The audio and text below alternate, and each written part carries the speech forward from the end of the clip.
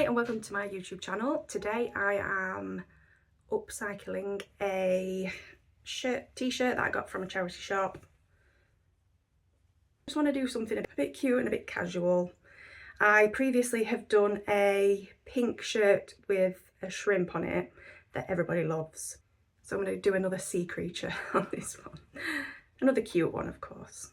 All I'm using in this tutorial: t-shirt, got some pink ribbony, lacy ribbon stuff. I got this from a charity shop for £1. I've got loads of it, so I need to use it. I have the tea towel. I'm going to do a patch on the front.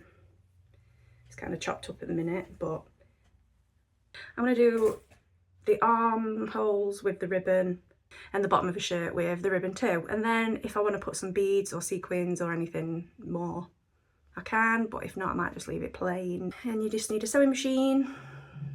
It's nice and simple.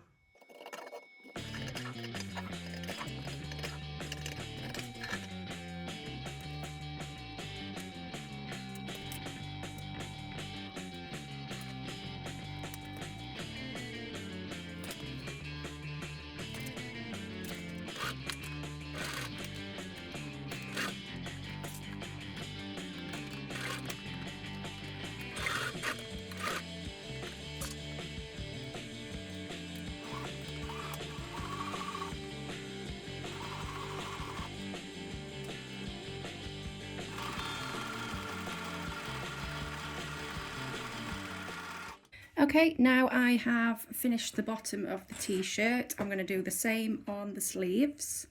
I decided I don't want to attach the ribbon on the inside of the t-shirt. I quite like seeing the whole lace and I don't mind seeing the stitching. So I'm going to do the same on both sleeves, and then I'm going to attach the lobster patch that we made.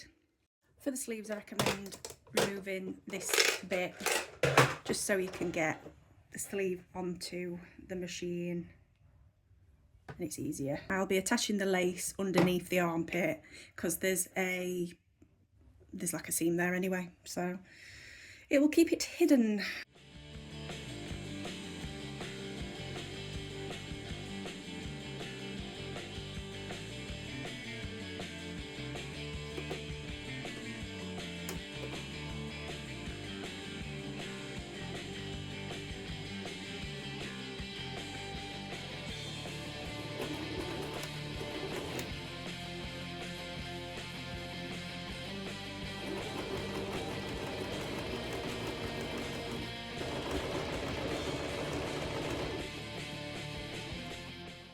Just want to add, I'm just finishing the last arm. So this ribbon I've got isn't very stretchy. It's got a little bit of stretch to it, but you don't want to make the mistake of sewing to the lace ribbon rather than t-shirt. So if you want to make sure you've got enough stretch in the arms, and if you're doing the bottom as well, when you are sewing, I would pull the t-shirt fabric because then it adds more of the ribbon. I'll show you what I mean. So we just get the machine sorted, and then if you hold both but you pull the t-shirt, don't have to be much, it'll add like a bit of a ruffled effect, but it just makes sure that you've got enough stretch in the arms so you can get your arms in it.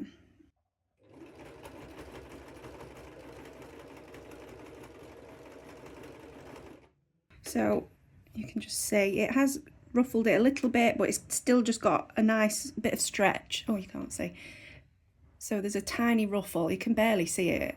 I mean, you can stretch it more if you want a ruffle, but it gives you, it's got a bit more give to fit on your arms. Okie doke, so I have finished the sleeves and the bottom of the t-shirt and I love it, it's so cute.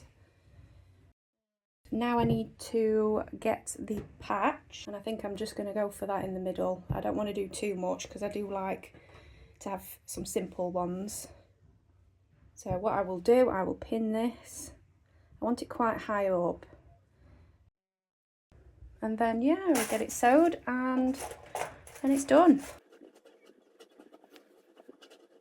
Okie doke, so I'm just getting ready to finish the front patch that I have made. I have used a zigzag stitch for all the sewing that I've done. Anytime I do a stretch fabric, like clothing, t-shirts, I'll always do a zigzag. For this you can do a straight stitch. The reason I'm going to do a zigzag stitch is because I have a big bust. Just gives it a bit more stretch.